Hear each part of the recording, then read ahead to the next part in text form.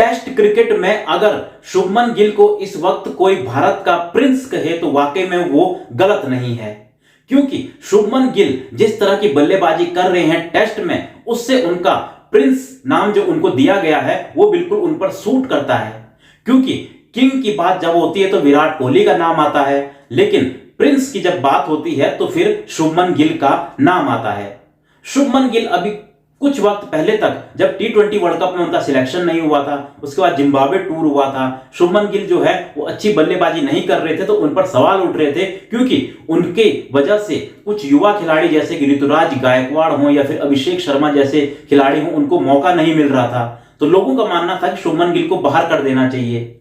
और जब test cricket की बात हो तो चेतेश्वर पुजारा और अजिंक्य रहाणे के जाने के बाद जैसे ही यशस्वी जायसवाल की टीम में एंट्री हुई तो शुभमन गिल के पास ओपनिंग करने का जो मौका था वो भी जा चुका था, क्योंकि उससे पहले शुभमन गिल ओपनिंग करते थे।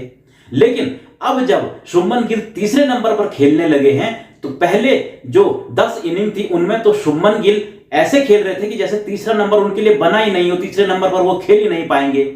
लेकिन उसके बाद अगली 9 इनिंग में, यानी कि पिछली 9 इनिंग में जिस तरह से शुभमन गिल ने बल्लेबाजी की है, उससे अब 3 नंबर पर भारत की जो दिक्कत है वो दूर हो चुकी है और शुभमन गिल ने अब यह साबित कर दिया है कि वो 3 नंबर के लिए पक्के बल्लेबाज हैं और 3 नंबर अब उनका पक्का होता हुआ दिख रहा है टेस्ट मैचेस में।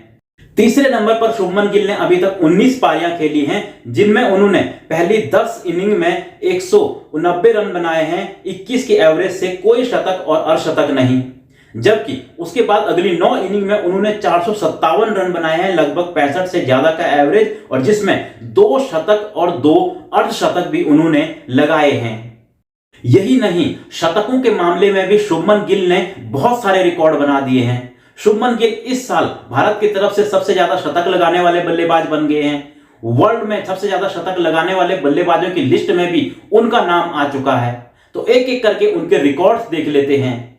इस साल टेस्ट मैचेस में सबसे ज्यादा सेंचुरीज की बात करें तो कामिंदु मेंडिस 4 शतक के साथ पहले नंबर पर हैं, क्योंकि उन्होंने सिर्फ 11 इनिंग्स में ये शतक लगाए हैं। वहीं जो रूट ने 20 इनिंग में 4 शतक लगाए हैं और केन विलियमसन, ओली पॉप और शुभमन गिल, ये तीनों बल्लेबाज अब तक 3-3 सेंचुरीज लगा चुके हैं। लेकिन शुभमन गिल ने सिर्फ 13 इनिंग में ये 3 शतक लगाए हैं। और अभी शुभमन गिल को इस साल बहुत सारे टेस्ट मैचेस खेलने हैं, तो शुभमन गिल के पास और मौके हैं और ज्यादा शतक लगाने के।